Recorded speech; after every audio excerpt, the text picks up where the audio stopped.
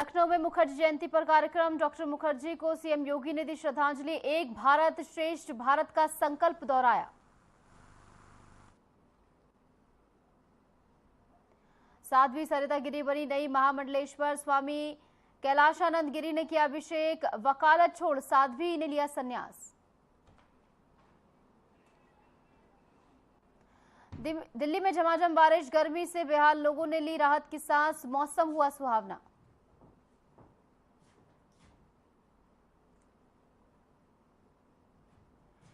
हिमाचल प्रदेश में मूसलाधार बारिश जारी। 3 जिलों के लिए रेड अलर्ट जारी।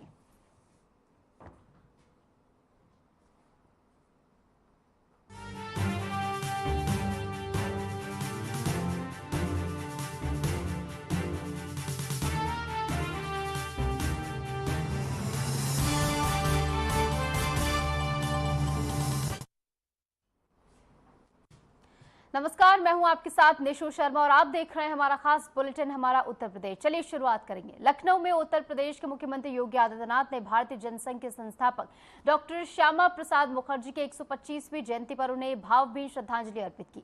सीएम योगी ने राजधानी स्थित उनके चित्र पर पुष्पांजलि अर्पित कर उनके राष्ट्र निर्माण में दिए गए योगदान को याद किया और इस अवसर पर मुख्यमंत्री ने कहा कि डॉक्टर मुखर्जी का जीवन राष्ट्र को समर्पित था। उन्होंने एक भारत श्रेष्ठ भारत की संकल्पना को साकार करने के लिए अपने प्राणों की आहुति दी। उनका बलिदान हमेशा प्रेरणा का स्रोत बना रहेगा। कार्यक्रम में कई गणमान्य लोग, बीजेपी नेता और पार्टी कार्यकर्ता भी मौजूद रहे।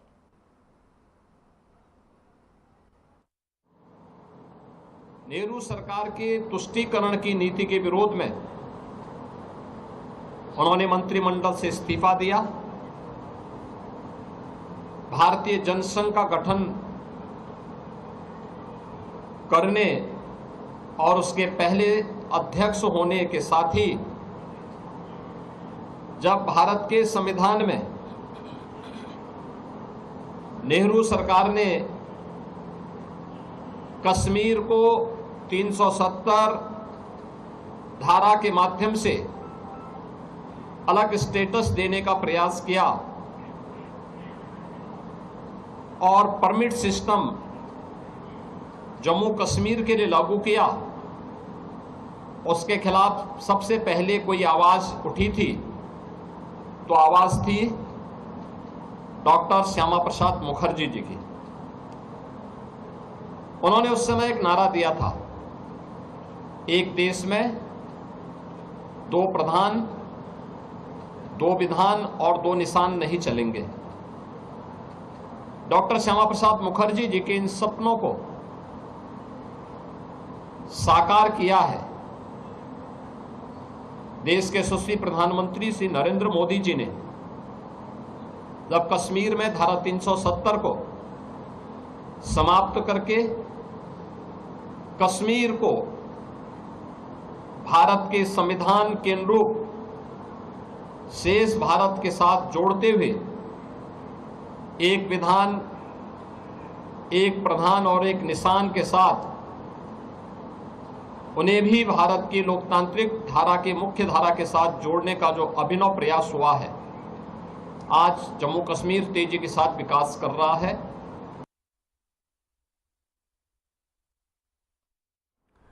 मुख्यमंत्री योगी आदित्यनाथ ने राज्य कृषि मंडी परिषद के निदेशक मंडल की पहली बैठक में भाग लिया और सदस्यों के साथ विस्तृत चर्चा भी की। ये बैठक कृषि क्षेत्र को सशक्त बनाने और मंडियों की कार्यप्रणाली को अधिक पारदर्शी और किसान हितैषी बनाने के उद्देश्य से आयोजित की गई थी।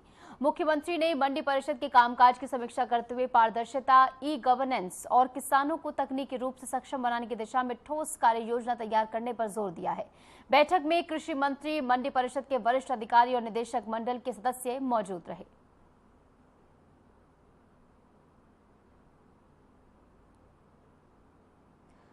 तो लखनऊ में इस बैठक का आयोजन किया गया, जहां मंडियों में पारदर्शिता पर सीएम का जोर इस बैठक में देखने को मिला, जहां खास तौर पर यहां पर कृषि को सशक्त बनाने की दिशा में कई महत्वपूर्ण पहलू पर चर्चा हुई है। और इस बीच एक बड़ी खबर आपको बता दें, गोंडा में मनोरमा पुनर्जीवन अभियान शुरू हो चुका है। योगी सरकार ने सराहनीय कदम यहां पर उठाया है। नदी संरक्षण सरकार की प्राथमिकता बनती हुई अब नजर आ रही है और गोंडा बलरामपुर रोड से अतिक्रमण को हटाया जाएगा। हरियाली के लिए वृक्षारोपण कार्य यहाँ पर होगा। जन सहभागिता से पुनर्जीवन मॉडल यहाँ पर बनाया जाएगा। तो सरकार की एक सराहनीय पहल यहाँ पर देखने को मिली है, जहाँ पर योगी सरकार ने कदम उठाया है और इसके तहत नदी संरक्षण सरकार की प्राथमिकता बन गई है। गोंडा बलरामपुर रोड से अतिक्रमण को हटाने का कार्य किया जाएगा। हरियाली के लिए यहाँ पर वृक्षारोपण किया जाएगा, यानी यहाँ पर पेड़ लगाए जाएंगे और जन सहभागिता को लेकर भी यहाँ पर चर्चा हुई है। नदी संरक्षण अब सरकार की प्राथमिकता बनती हुई नजर आ रही है। गोंडा बलरामपुर रोड से अतिक्रमण को हटाया जाएगा, फैसला लिया गया है और अतिक्रमण को हटाकर यहाँ पर वृक्षारोपण किया जाएगा, यानी पेड़ यहाँ पर लगाए जाएंगे, जिससे हरियाली एक बार फिर से यहाँ पर कायम हो सके। ऐसे में योगी सरकार का एक सराहनीय कदम देखने को मिला है, जिसकी चर्चा हो रही है हर ओर। वृक्षारोपण करने का जो फैसला लिया गया है, ये पर्यावरण को स्वस्थ बनाने की दिशा में एक मजबूत कदम के तौर पर भी देखा जा रहा है।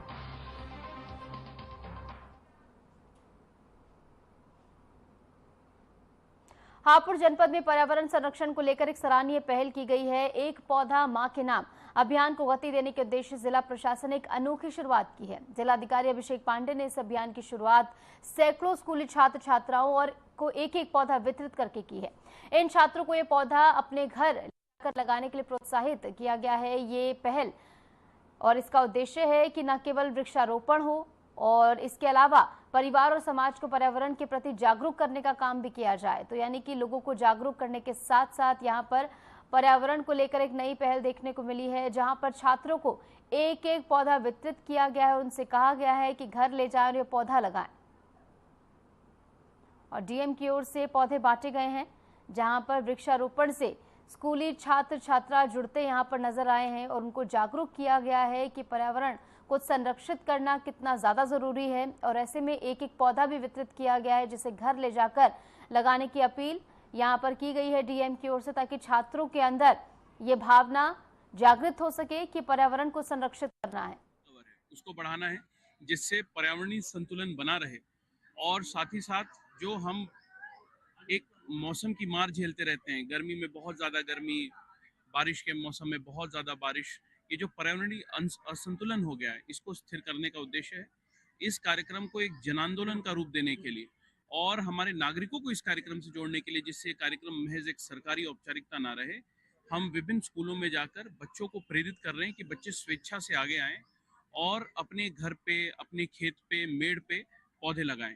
उसी क्रम में आज मैं यहाँ पे एसएसवी इंटर कॉलेज आया था और यहाँ पे बहुत सारे बच्चे और बच्चियों ने आज अपनी इच्छा जाहिर की थी कि वो पौधा लगाना चाहते हैं।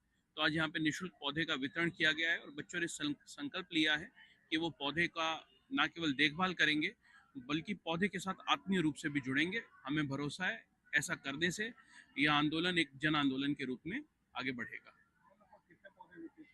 देखिए, आज हमने लगभग यहाँ पे 1000 के आसपास पौधे वितरण का लक्ष्य रखा है और हमारा लक्ष्य ये है कि जनपद के तमाम विद्यालयों, चाहे वो निजी हों चाहे सरकारी हों, उन सबको मिलाकर कम से कम 30,000 पौधे हम बच्चों के मध्य वितरित करें, जिसका देखभाल वो करें, जिसके साथ वो आगे बढ़ें और पर्यावरण के साथ अपना एक रिश्ता बनाएं।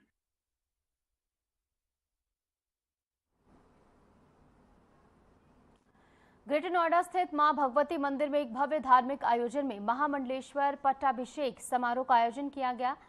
इस विशेष अवसर पर पंचायती निरंजनी अखाड़े की ओर से साध्वी सरिता गिरी को महामंडलेश्वर की उपाधि प्रदान की गई है। उनके साथ आचार्य महामंडलेश्वर स्वामी कैलाशानंद गिरी समेत देश भर से पधारे विभिन्न अखाड़ों के संत महंत भी कार्यक्रम में शामिल हुए। पूर्व में अधिवक्ता रही साध्वी सरिता गिरी ने 7 वर्षों तक वकालत की थी, जिसके बाद वे संन्यास परंपरा में दीक्षित हुई।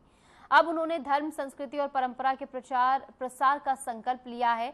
पट्टाभिषेक समारोह में वैदिक मंत्रोच्चार और विधि विधान से उनका अभिषेक किया गया। इस अवसर पर साध्वी सरिता गिरी महाराज ने उपस्थित संतों, गुरुओं और श्रद्धालुओं के समक्ष प्रण लिया है कि वे पूरे विश्व में सनातन धर्म की महिमा को प्रचारित करने, नई पीढ़ी को संस्कृति और धर्म से जोड़ने और आध्यात्मिक मूल्यों के संवर्धन के लिए निरंतर प्रयासरत रहेंगी।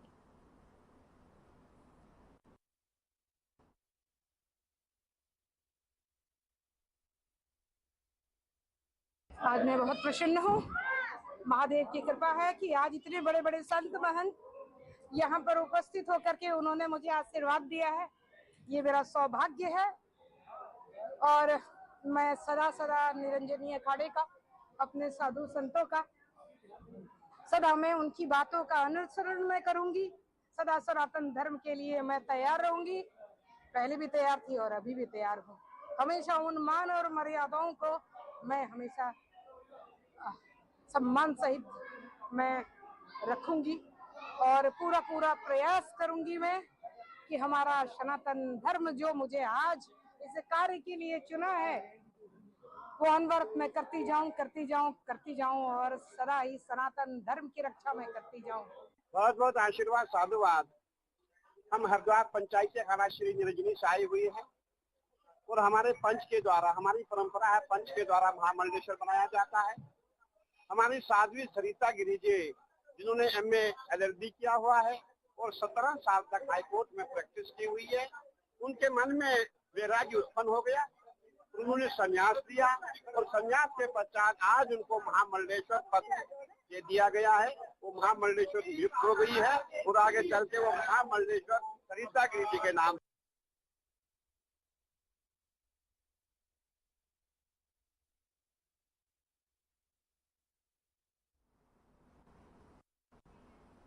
और इस बीच यूक्रेन छोड़ से ब्रेक के लिए लौटेंगे कुछ ही देर में।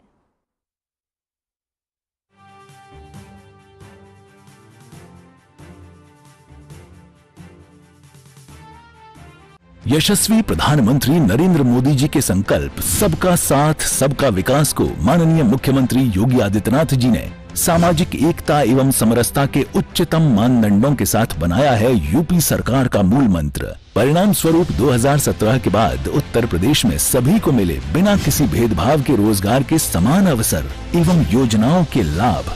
8.5 लाख से अधिक सरकारी और 3,75,000 से अधिक संविदा पर नौकरी पाने वाले जहां निष्पक्ष और पारदर्शी प्रक्रिया के साक्षी बने, वहीं अनुसूचित जाति, जनजाति, पिछड़े एवं निम्न आय वर्ग के अभ्यर्थियों को मिला आरक्षण का संपूर्ण लाभ।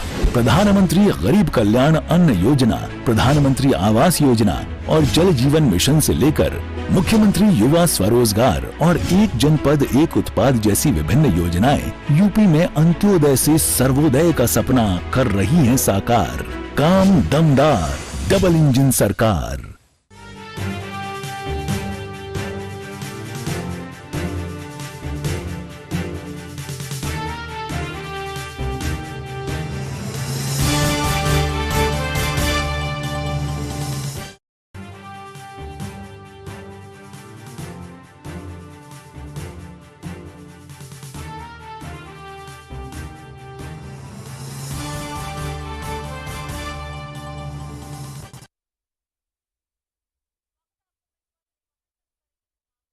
देवशयनी एकादशी के अवसर पर प्रयागराज में श्रद्धालुओं की भारी भीड़ उमड़ी। भक्तों ने गंगा, यमुना और सरस्वती के पवित्र संगम में आस्था की डुबकी लगाकर पुण्य अर्जित किया। सुबह से ही श्रद्धालु घाटों पर जुटने लगे और मंत्रोच्चार और भजन कीर्तन के साथ पूजा अर्चना की। मंदिर में विशेष सजावट की गई और श्रद्धालुओं ने व्रत रखकर भगवान विष्णु की विधिवत आराधना की। और सुबह तड़के से ही श्रद्धालु के आने का सिलसिला जो है वो शुरू हो गया था, जहां पर मंत्रोच्चार के साथ यहाँ पर पूजा अर्चना की गई है। चाहे वो महिलाएं हो, बुजुर्ग हो, सभी यहाँ पर पूजा करने के लिए पहुंचे और मंदिरों को विशेष रूप से इस दौरान सजाया गया था। और यहाँ पर प्रशासन की ओर से भी तमाम इंतजाम रहे। खासकर घाटों पर यहाँ पर खास व्यवस्था प्रशासन की ओर से की गई थी ताकि कोई भी दिक्कत या कोई भी अव्यवस्था यहाँ पर श्रद्धालुओं को ना होने पाए। ऐसे में देवशयनी एकादशी पर आस्था का सैलाब उमड़ता हुआ नजर आया। मंदिरों में विशेष पूजा अर्चना की गई तो वहीं घाटों पर तमाम श्रद्धालु पहुंचे और आस्था का प्रतीक यहां पर देखने को मिला। श्रावण मास में बाबा भोलेनाथ के दर्शन हेतु काशी आने वाले लाखों श्रद्धालुओं के लिए श्री काशी विश्वनाथ मंदिर न्यास ने व्यापक तैयारियां की हैं। धर्म, आस्था और श्रद्धा के इस महापर्व को सफल और सुरक्षित बनाने हेतु दर्शन, सुरक्षा, चिकित्सा, परिवहन और सूचना तंत्र से जुड़ी व्यवस्थाओं को विस्तार से लागू किया गया है। श्रद्धालुओं से अपील, धैर्य और अनुशासन के साथ दर्शन करें कहा गया है। मंदिर प्रशासन द्वारा दी गई हिदायतों का पालन करें और इस पावन श्रावण मास में भगवान विश्वनाथ की कृपा प्राप्त करें। तो 11 जुलाई से कांवड़ यात्रा का आगाज होगा। ऐसे में श्रद्धालुओं में भारी उत्साह देखने को मिल रहा है। खासकर मंदिरों को बेहद ही सुंदर स्वरूप दिया गया है। लाखों कांवड़िए जो है अपने गंतव्य स्थान के लिए निकलेंगे। ऐसे में प्रशासन की ओर से भी अभी से तैयारियां जो हैं वो पुख्ता की जा रही हैं। 11 जुलाई से कांवड़ यात्रा की शुरुआत होगी और श्रावण मास हेतु व्यापक व्यवस्थाएं लागू की गई हैं, चाहे वो रूट डायवर्जन हो और इसके अलावा तमाम प्रोटोकॉल्स का पालन कराना हो। ये सभी बातें वो हैं जिसको लेकर प्रशासन पूरी तरह सजग नजर आ रहा है। खासकर श्रावण मास हेतु व्यापक व्यवस्थाएं जो है लागू कर दी गई हैं। रूट डायवर्जन से लेकर तमाम व्यवस्थाएं जो कि कांवड़ियों के लिए की जाएंगी, हर एक पहलू पर यहां पर समीक्षा की गई है।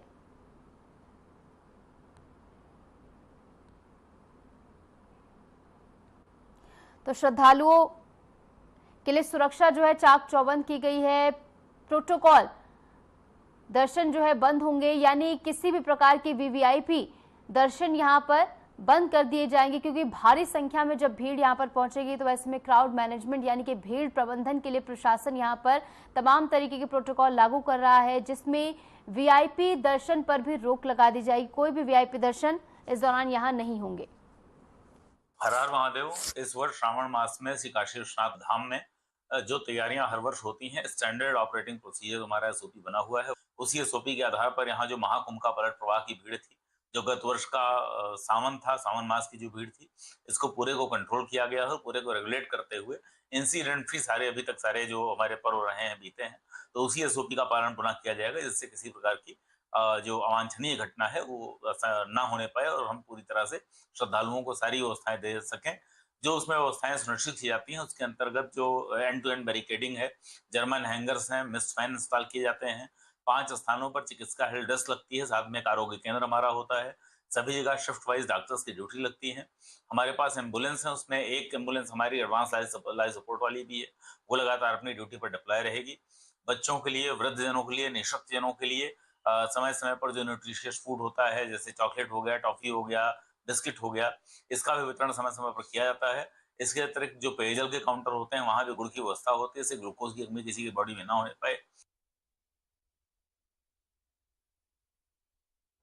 और इस बीच एक बड़ी खबर आपको बता दें, पुराने लखनऊ में आज मुहर्रम का जुलूस निकला। वेस्ट जोन में सुरक्षा के कड़े इंतजाम इस दौरान रहे। जुलूस रूट 5 जोन और 18 सेक्टर श्रृंखला 18 एएसपी 54 डीवाईएसपी तैनात किए गए। 1000 इंस्पेक्टर, सब इंस्पेक्टर की ड्यूटी भी यहां पर लगाई गई। 15 पीएसी, 2 आरएफ कंपनियां यहां पर तैनात रही। ड्रोन से यहां पर निगरानी रखी गई। एटीएस टीम भी यहां पर तैनात रही। तो मुहर्रम को लेकर प्रशासन पूरी तरह यहां पर सजग नजर आया। और इस बीच रुक रहे एक और छोटे से ब्रेक के लिए, लौटेंगे कुछ ही देर में।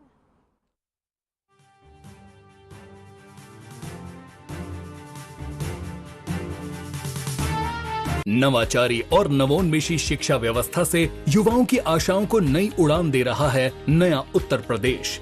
ग्रामीण परिवेश हो या फिर नगरीय क्षेत्र, गुणवत्ता युक्त शिक्षा बनी है नए उत्तर प्रदेश की पहचान।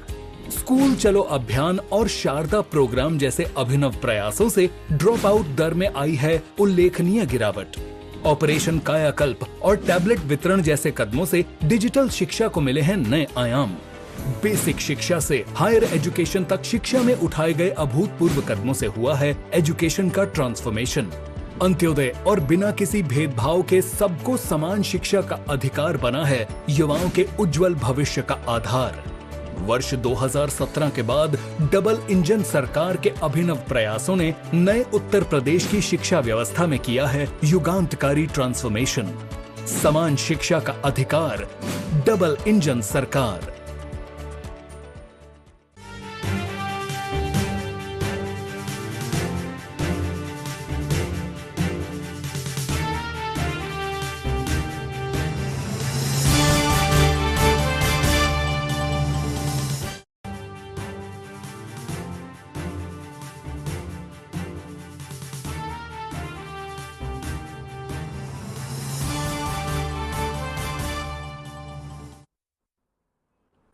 स्वागत है आपका। ब्रेक के बाद चले एक बार फिर से रुक करेंगे तमाम खबरों का। बरेली में साइबर ठगों ने एक चौंकाने वाला कारनामा कर डाला है। खुद को सीबीआई और बेंगलुरु पुलिस का अधिकारी बताकर एक रिटायर्ड वैज्ञानिक को डिजिटल अरेस्ट में लेने और 1.29 करोड़ रुपए की ठगी करने वाले अंतर्राज्यीय साइबर गैंग के 4 सदस्यों को बरेली एसटीएफ और लखनऊ पुलिस की संयुक्त टीम ने गिरफ्तार कर लिया है। बता दें कि 17 से 20 जून के बीच रिटायर्ड वैज्ञानिक सुखदेव नंदी को कॉल करके आरोपियों ने बताया कि उनके आधार कार्ड से फर्जी सिम कार्ड निकाले गए हैं, जिनका इस्तेमाल मानव तस्करी और जॉब फ्रॉड में हो रहा है। वैज्ञानिक को डराकर व्हाट्सएप और वीडियो कॉल के माध्यम से डिजिटल अरेस्ट में ले लिया गया। फिर 3 अलग-अलग बैंक खातों में उनसे 1.29 करोड़ रुपए ट्रांसफर करवा लिए गए। ठगों ने रकम को 125 फर्जी बैंक खातों में घुमाया और फिर उसे क्रिप्टो करेंसी में बदलकर गैंग के सदस्यों को ट्रांसफर कर दिया। गिरफ्तार आरोपियों के पास से कई mobile phone, ATM card, chequebook आदि बरामद हुए हैं। पुलिस ने जनता से अपील की है कि किसी भी अनजान कॉल या अधिकारी बताकर डराने वाले संदेशों पर विश्वास न करें। ऐसी किसी भी स्थिति में तुरंत स्थानीय पुलिस या साइबर हेल्पलाइन पर संपर्क करें। तो बरेली में साइबर ठगों का बड़ा भंडाफोड़ हुआ है, जहां पर पुलिस को बड़ी सफलता भी हाथ लगी है। ये 26 जून को श्री सुखदेव जी हैं, रिटायर्ड कर्मी हैं IVRI के, उनके द्वारा थाना इज्जत नगर में अभियोग पंजीकृत कराया गया 16/25, जिसमें उनके साथ डिजिटल अरेस्ट करके 1,29,00,000 रुपए की ठगी करी गई। जब इस अभियोग की विवेचना साइबर थाने द्वारा करी गई और उसमें विवेचनात्मक कार्रवाई के दौरान कुछ अकाउंट ट्रेस करे गए, जिसमें लखनऊ के कुछ म्यूल अकाउंट्स भी सामने आए, जिनमें अग्रिम कार्रवाई करते हुए अपने साइबर थाना बरेली व STF लखनऊ द्वारा जो है 4 अभियुक्तों को गिरफ्तार करा गया है, जो म्यूल अकाउंट्स प्रोवाइड करते थे तथा साथ ही वो पैसा जो कैश निकालते थे उसको जो है जो विदेशों में बैठे हुए साइबर ठग हैं उनको क्रिप्टो में ट्रांसफ़र करके उनके पास पैसे पहुंचाते थे।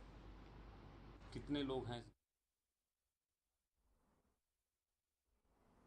तो वही नोएडा से एक बेहद चौंकाने वाला मामला सामने आया है। ठगी का यह मामला है, जहां सेक्टर 63 के एक कारोबारी से दिल्ली MCD का टेंडर दिलाने के नाम पर 33.50 लाख यानी 33.5 लाख रुपए की यहां पर ठगी की गई है। पीड़ित कारोबारी का आरोप है कि आरोपी देवेंद्र ने उससे दिल्ली नगर निगम यानी MCD का टेंडर दिलाने का भरोसा दिलाया था और इस प्रस्ताव में कहा गया था कि यदि कारोबारी 50 लाख रुपए निवेश करता है तो उसे 3% कमीशन और 50% मुनाफे की गारंटी दी जाएगी। झांसे में आकर कारोबारी ने MCD कमिश्नर के नाम पर 33.5 लाख रुपए ट्रांसफर कर दिए, लेकिन बाद में पता चला कि आरोपी देवेंद्र ने खुद ही टेंडर लेकर उस पर काम शुरू कर दिया है और ना तो कारोबारी को साझेदारी दी गई है और ना ही मुनाफे का कोई हिस्सा। जो चेक कारोबारी को दिए गए वो भी बाउंस हो गए। इस पूरे मामले में थाना सेक्टर 63 में मुकदमा दर्ज कर लिया गया है। पुलिस मामले की जांच में जुट गई है और आरोपी की गिरफ्तारी के लिए प्रयास किए जा रहे हैं।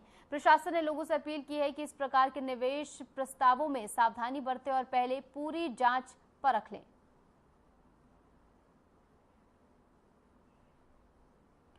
खबर बुलंदशहर से है, जहां सिकंदराबाद पुलिस को बड़ी कामयाबी हाथ लगी है। संतपुरा नहर के पास पुलिस और 3 शातिर लुटेरों के बीच मुठभेड़ हुई, जिसमें एक लुटेरा गोली लगने से घायल हो गया, जबकि बाकी 2 को भी मौके पर ही गिरफ्तार कर लिया गया। घायल लुटेरे को इलाज के लिए अस्पताल में फिलहाल भर्ती कराया गया है, जहां उसका इलाज चल रहा है। पुलिस ने आरोपियों के पास से 3 तमंचे, कारतूस, सोने के आभूषण और नकदी बरामद की है। पूछताछ में यह भी पता लगा है कि लुटेरे NCR के कई इलाकों में लूट की वारदातों को अंजाम दे चुके हैं। घटना के दौरान पुलिस चेकिंग कर रही थी, तभी लुटेरों ने भागने की कोशिश की और पुलिस पर फायरिंग शुरू कर दी। जवाबी कार्रवाई में एक बदमाश घायल हुआ है। फिलहाल पुलिस की ओर से पकड़े गए आरोपियों से गहन पूछताछ की जा रही है और इनके नेटवर्क के बारे में जानकारी जुटाई जा रही है।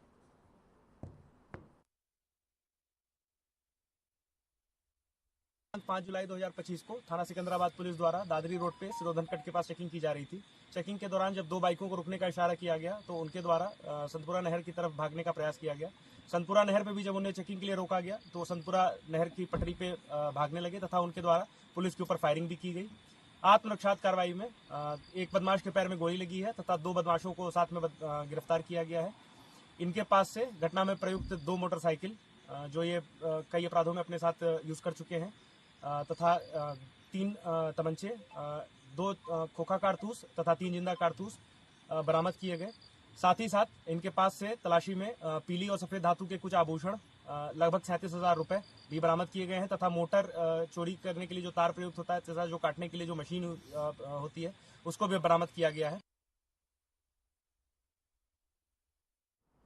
उत्तर प्रदेश के मुरादाबाद जिले में मुहर्रम का जुलूस पूरी श्रद्धा और अनुशासन के साथ निकाला गया। इस अवसर पर जिला प्रशासन और पुलिस विभाग ने व्यापक सुरक्षा इंतजाम किए थे, जिससे शांतिपूर्ण वातावरण में ताजियादारी और जुलूस संपन्न हुआ। शहर के विभिन्न इलाकों से ताजिया निकले और परंपरागत रास्तों से होते हुए निर्धारित स्थलों तक पहुंचे। जुलूस में शामिल अकीद मंदों ने याद हुसैन की सदाओं के साथ मातम किया और करबला के शहीदों को याद किया। पुलिस और प्रशासन की ओर से संवेदनशील स्थानों पर अतिरिक्त फोर्स, ड्रोन कैमरों से निगरानी और सीसीटीवी से पूरे मार्ग की कड़ी निगरानी की गई। महिला पुलिस बल भी इस मौके पर तैनात रहा।